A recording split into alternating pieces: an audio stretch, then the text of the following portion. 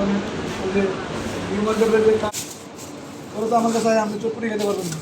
মামা আপনি ব্রেকআপ মুড়ি সম্পর্কে একটু কন।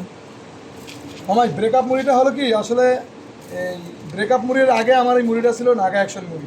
তো পরে টিভিতে যখন দেখলাম বিভিন্ন নিউজে দেখলাম যে ওই যে নিউ মার্কেট না কোথায় মরিচের গোল্লা এতগুলো ঢাইলা দিয়ে আর পরে ব্রেকআপ মুড়ি বানাইলো আর সবাই খায়া খায়া ভাইরাল হয়ে গেলো। জি। এখন অনেকে আয়া জিজ্ঞাম আমার ব্রেকআপ মুড়ি নাই। তো আমি পরে বুঝলাম যে নাগা অ্যাকশনটাই ব্রেকআপ। পরবর্তীতে আমি এই ব্রেকআপ মুড়িটা দিলাম। ব্রেকআপ মুড়ির আমি যে জিনিসটা চিন্তা করছি যে আমার এখানে যে সমস্ত ছেলেমেয়েরা আসে এদের বেশিরভাগই ব্রেকআপ খাওয়া। তো এদের যদি অনেকেই ব্রেকআপ খাওয়ার পরে দেখি যে মাথায় হাত দেয় বিভিন্ন টেনশন করে, তা ওদের অবস্থা দেখে বোঝা যায় যে ওরা সুইসাইড খাবে। পরবর্তীতে চিন্তা করলাম যে না ব্রেকআপ মুড়িটা চালু করা যায়।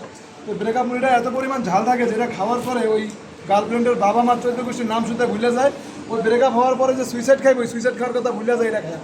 তাহলে উপকার করেন মানুষের। উপকার আছে যে ব্রেকআপ মুড়িটা খাওয়ার উপকারিতা হলো যে একটা মানুষকে সুইসাইডের হাত থেকে বাঁচানো।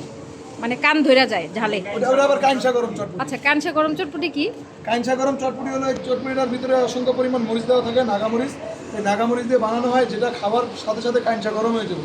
এটার ভিতরে আবার একটা চ্যালেঞ্জ আছে, একটা কাইনসা গরম চটপটি খাইতে পারলে ওর সাথে আর একটা ফ্রি।